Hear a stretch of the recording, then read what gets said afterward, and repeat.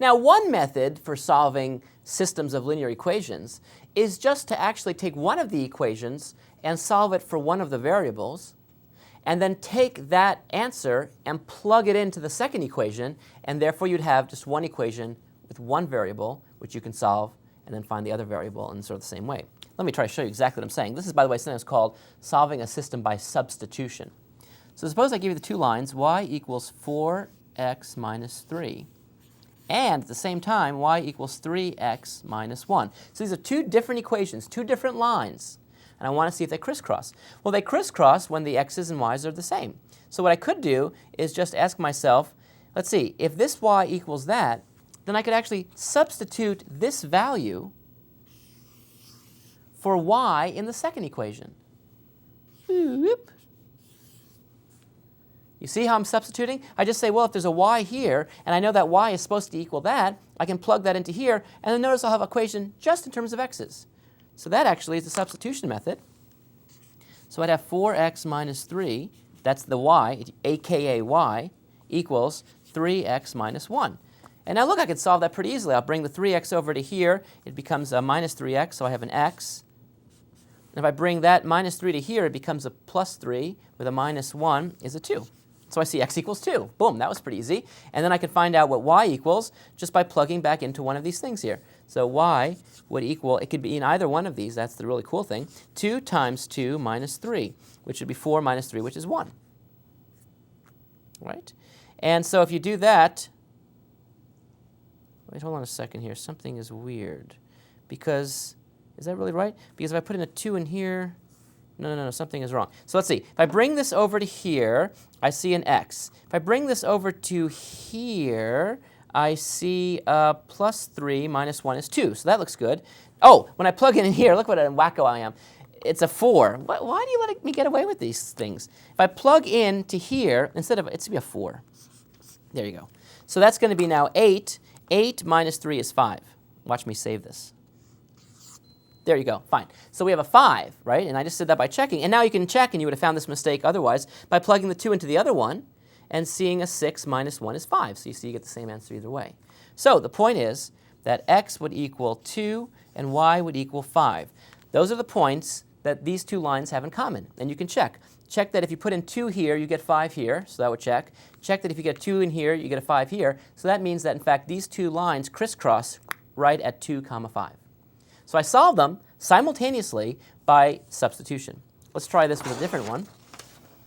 3x minus 4y equals 2, and 4x plus 3y equals 14. Well, again, the method is to solve for one of the variables and then insert that into the second equation. So why don't we just take the first equation here, and you can solve either for x or y. It doesn't make a difference. Why don't we solve it for x?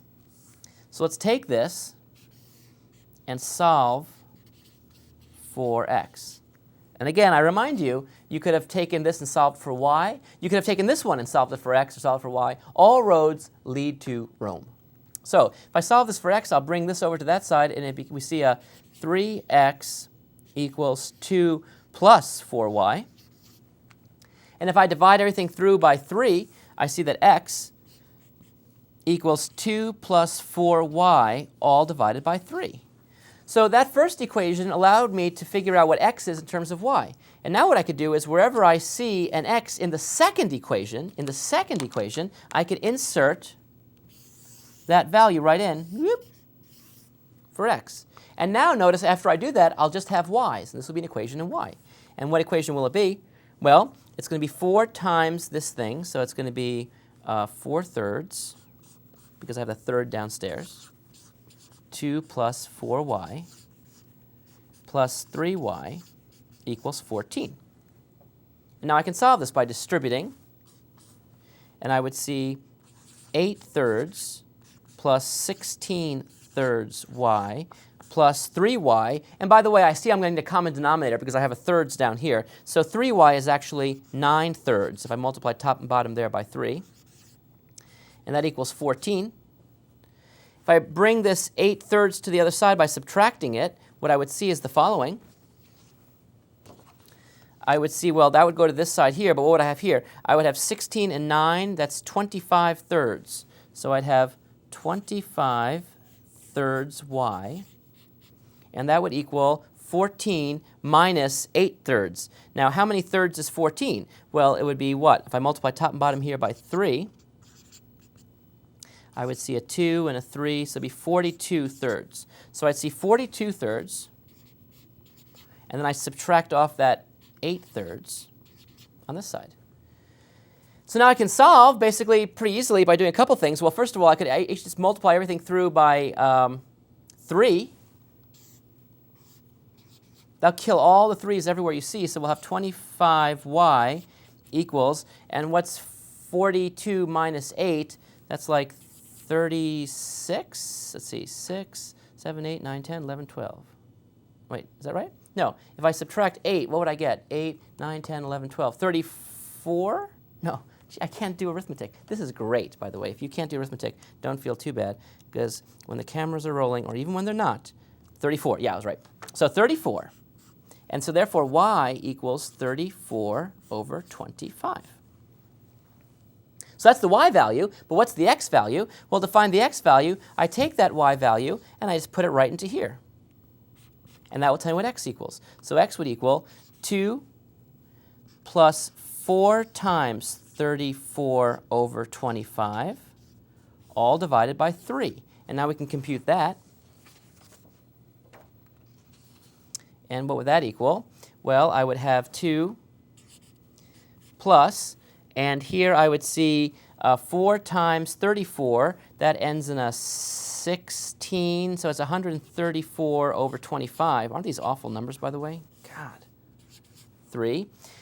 2 over 1 is the same thing as 50 over 25. And 50 over 25 plus 136 over 25 is 186 over 25, all divided by 3.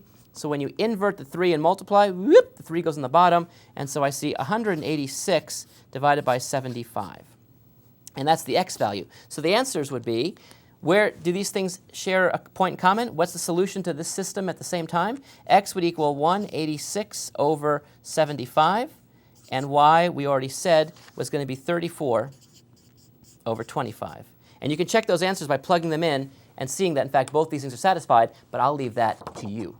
Okay, we'll take a look at more methods for solving two systems of linear equations simultaneously up next.